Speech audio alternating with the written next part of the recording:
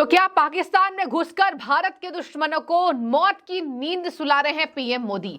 ऐसा मैं नहीं कह रही हूं, एक बड़ी खबर सामने आई है। आप देख रहे हैं द न्यूज, आपके साथ मैं सृष्टि। कि पाकिस्तान में टारगेट किलिंग कर रहा है भारत की खुफिया एजेंसी रॉ को सीधे पीएम मोदी ऑर्डर देते हैं। और ये अखबार ब्रिटिश अखबार है जिसका नाम है द गार्जियन। और द गार्जियन में ये लेख छापी गई है दर्शकों की भारत के दुश्मनों को पाकिस्तान में घुसकर मौत की नींद सुला रहे हैं रॉ के एजेंट, और इसके साथ पीएम मोदी का डायरेक्ट ऑर्डर होता है। रॉ को पीएम मोदी संभालते हैं और अब तक ये बड़ी तादाद में आतंकियों को ढेर करने का मामला सामने आ गया है। आपको मैं बता दूं, ऐसे तो भारत सरकार इससे सीधे इनकार कर रही है और कह रही है कि हम ऐसे बिना लीगल एक्शन के नहीं करेंगे। और देखिए, मैं आपको बता दूं, यहां पर जो एक्सपर्ट्स हैं, डिफेंस एक्सपर्ट, उन्होंने सीमाओं की यहां पर बताई है कि किस तरीके से नियमावली होती है। ऐसा नहीं है कि आप घुसकर टारगेट किलिंग कर दे। मैं आपको बता दूं कि एक और बात सामने आ रही है कि आतंकवादियों का नाम पहले बोला जाता है कि आपके देश में हमारे दुश्मन आतंकवादी छुपे हुए हैं, आप हमें हवाले कर दे। डिफेंस एक्सपर्ट ये सब बातें तर्क रखकर ये बता रहे हैं कि ये सरासर नाजायज बातें हैं और भारत सरकार ने भी इस रिपोर्ट को झूठा करार दे दिया है। पूरी बात सुन लीजिए दर्शकों। जैश ए मोहम्मद के कर्ता धर्ता लतीफ की भी मौत हुई थी और कहा जा रहा है कि अज्ञात बंदूकधारियों ने पाकिस्तान के कई ऐसे आतंकियों को खुफिया तरीके से ढेर कर दिया है और भारत के रॉ एजेंट ने लाखों में उन्हें 15 लाख से ज्यादा का इनाम इस मामले में दिया था। एक बार हम नजर डाल लेंगे। और पुलवामा अटैक में जो हमने अपने 40 जवान शहीद हुए थे, हमने खोए थे दर्शकों, क्या ये उसका बदला ले रहे हैं पीएम मोदी? और ऐसे तो डिफेंस एक्सपर्ट कह रहे हैं कि ये सब खबरें, अलग बात है, सही नहीं भी हो सकती है।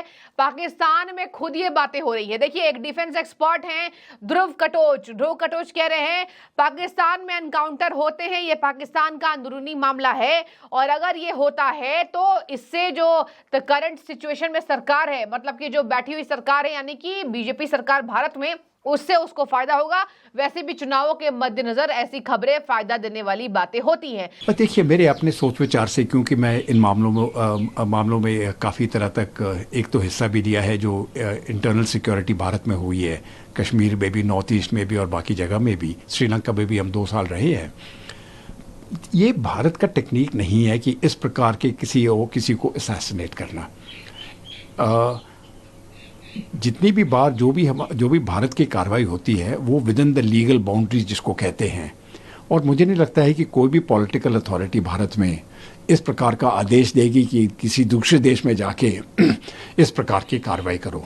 तो ये भारत की जो विदेश नीति है, ये उसके अंदर नहीं है।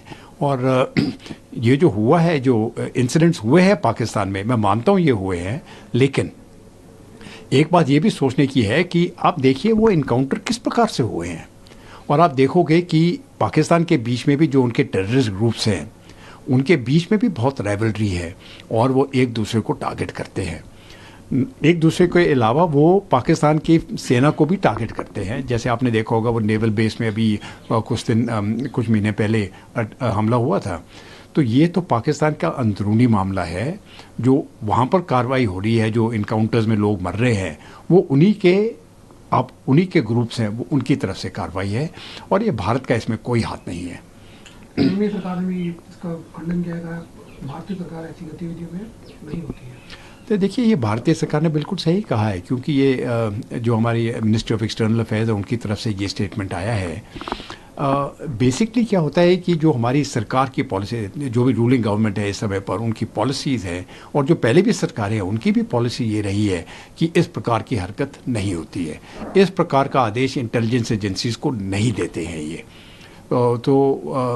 पाकिस्तान का कहना, मुझे लगता है उनका आपस का जो इंटरनल सिक्योरिटी प्रॉब्लम्स है, वो थोड़ा उनके अपने देशवासियों का जो ध्यान है वहाँ से हटवा देना चाहते हैं और भारत के ऊपर ब्लेम करना चाहते हैं, क्योंकि वो टेररिस्ट स्टेट घोषित कई बार हो चुका है, ग्रे लिस्ट में भी रहा है। अभी वो चाहते हैं कि इस प्रकार का अगर ब्लेम भारत के ऊपर आ जाए तो हो सकता है वो वाइट लिस्ट में हमेशा ही रहे। मैं आर्टिकल पढ़ा और मैं देखा कि वो आर्टिकल 3 लोग उसमें आर्टिकल लिखा है। एक है हन्नास एलिस पैटरसन, वो गार्डियन का साउथ एशिया चीफ है। बहुत सालों से, और आकाश हसन जर्नलिस्ट है, भारत में है, और शामिर बलोच पाकिस्तान में है। और ये आर्टिकल में 3 RNDW लोगों को कोट किया है। एक वो ठीक कहते हैं कि स्पष्ट कहते हैं कि वो रिटायर्ड है, दूसरों को सिर्फ कहते हैं 2 RNDW ऑफिसर्स। कहता नहीं है अभी वो लोग सर्विस में है, वो रिटायर्ड है। लेकिन ये तीसरा के नाम पे वो कहा है कि रिटायर्ड है, इसलिए बेशक वो 2 रिटायर्ड नहीं है ना।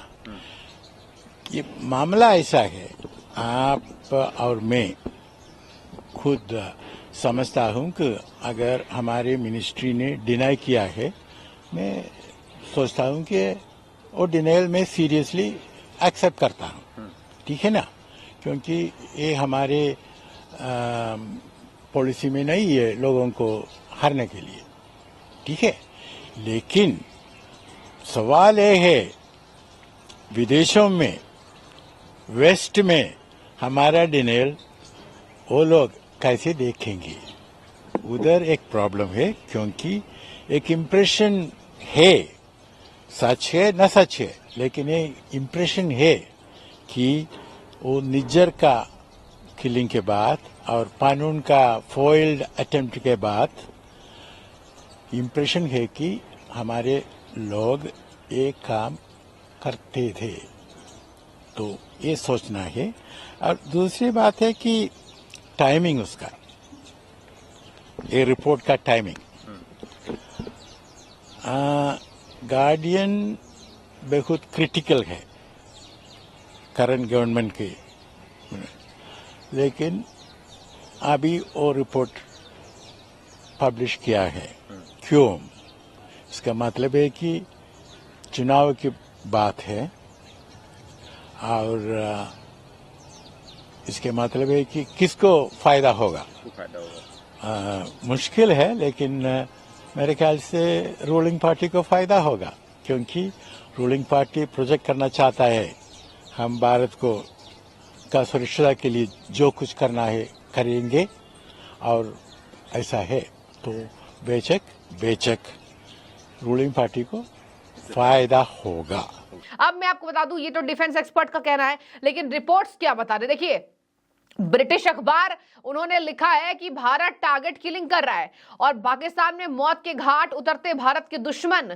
और इन्होंने, आपको बता दें, ये तब भी हुआ था जब कनाडा में, आपने देखा होगा, निज्जर की हत्या पर बवाल हुआ था और कनाडा ने इसमें आक्रोश जताया था, लेकिन भारत ने इसको बेबुनियाद कहा। आपको बता दूं, 2020 से लेकर के अब तक, मतलब पुलवामा अटैक के बाद भारत की अगर दुश्मनी जो बढ़ चुकी है पाकिस्तान से, जाहिर सी बात है पाकिस्तान की हरकतें ऐसी रहती है, हमेशा पाकिस्तान नापाक हरकत करता है, कभी भी उसने शांति व्यवस्था कायम नहीं होने दी, और बाद में पाकिस्तान की ये अर्जी होती कि भारत सरकार हमसे खराब व्यवहार ना करे। लेकिन मैं आपको बता दूं, पाकिस्तान में जो पुलवामा हमला पाकिस्तान के आतंकियों ने किया था, ये बताता है कि भारत पीछे नहीं है, घर में घुसकर आतंकियों को मारेगा। और मैं आपको बता दूं, 2020 से अब तक कहा जा रहा है कि 20 ऐसे आतंकवादियों को ढेर कर दिया गया है, टारगेट किलिंग हो रहा है। हालांकि भारत सरकार ने इस रिपोर्ट को बेबुनियाद बताया है। पाकिस्तान में 20 हत्याओं का आरोप भारत पर, और पाकिस्तान की प्रतिक्रिया का इसमें इंतजार किया जा रहा है। गार्जियन का दावा है, ब्रिटिश अखबार द गार्जियन का यह दावा है कि पीएम मोदी डायरेक्ट ऑर्डर देते हैं और ये बातें हो रही है। भारत और पाकिस्तान के खुफिया एजेंटों के हवाले से ये खुलासा किया गया है, वही भारत सरकार ने इससे इनकार कर दिया है। तो देखिए, ये लगातार बातें सामने आ रही है और रिपोर्ट में कई बड़े खुलासे हो रहे हैं और कहा जा रहा है कि सरकार दुश्मनों का विदेशों में खात्मा कर रही है। वैसे ही हमने देखा था गुरपतवंत सिंह पन्नू, जो कि एक बड़ा दुश्मन है भारत का, और देखिए सिख फॉर जस्टिस का करता धरता है, उसने भी कई बार ऐसी बातें कही है। लेकिन अगर ये बात सामने आई तो मैं आपको बता रही हूँ, भारत एक्सपर्ट्स इसमें साफ तौर पर, यहाँ पर डिफेंस एक्सपर्ट इनकार करते नजर आ रहे हैं। जस्टिन ट्रूडो ने भी दावा किया था, अमेरिका ने भी दावा किया था कि खालिस्तानी अलगाववादी गुरपतवंत सिंह पन्नू की हत्या की कोशिश की है, जिसे विफल कर दिया गया है। ये तमाम बातें देखिए आ रही सामने। अब मैं आपको बता दूं, मई 2023 में दर्शकों, खालिस्तान कमांडो फोर्स KCF के प्रमुख परमजीत सिंह पंजवार की पाकिस्तान के लाहौर में अज्ञात हमलावरों ने गोली मारकर हत्या कर दी थी। मार्च 2022 में कराची में गोलीबारी में जैश-ए-मोहम्मद का कमांडर शाहिद लतीफ की मौत हुई थी। ये हुई थी मार्च 2022 में पाकिस्तान के कराची में गोलीबारी में। कहा जा रहा है कि अज्ञात बंदूकधारी आते हैं और मारकर चले जाते हैं। ये सब भारत के खुफिया एजेंसी रॉ के एजेंट होते हैं जो खुफिया तरीके से इन वारदातों को अंजाम देते हैं, क्योंकि भारत में नापाक हरकतें पाकिस्तान की बढ़ गई थी।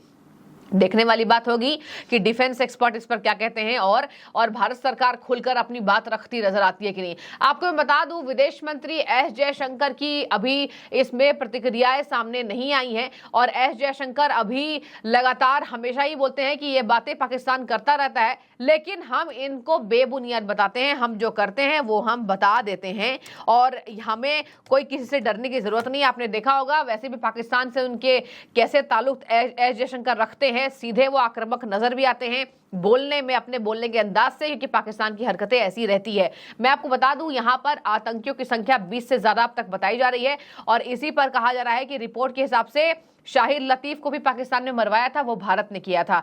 पाकिस्तान जांचकर्ताओं ने पाया कि हत्यारे को लतीफ का पता लगाने के लिए एक भारतीय एजेंट ने 15 लाख से ज्यादा का इनाम दिया था। देखिए, सीमावर्ती क्षेत्रों में ये होता रहता है, ये पहली बार नहीं है टारगेट किलिंग। यहां कहा जा रहा है कि इसी तरीके से आतंकवादी संगठन हिजबुल मुजाहिदीन के कमांडर बशीर अहमद और भारत की मोस्ट वांटेड सूची में शामिल सलीम रहमानी की हत्या की योजना भी रची गई थी। तो ये सब भारत करवा रहा है। लेकिन मैं चाहूंगी आपकी राय इस खबर पर, क्योंकि देखिए ये खबर बड़ी है और अगर ऐसा हो रहा है तो भारत की जनता इसमें खुशी मनाएगी। जरूर सी बात है कि टारगेट किलिंग ही सही, लेकिन कम से कम आतंकवादियों को जड़ से खत्म कर दे भारत। लेकिन अब तक ये रिपोर्ट्स बेबुनियाद बताई जा रही है, डिफेंस एक्सपर्ट का भी ये कहना है। मैं चाहूंगी आपकी राय, आप क्या राय रखते हैं? ये बातें आपको, ये जो खबर है ये कैसी लगी? क्या आपको लगता है कि ये सही हो रहा है और अगर हो रहा है तो क्यों हो रहा है? जरूर कमेंट कीजिएगा। शुक्रिया आपका।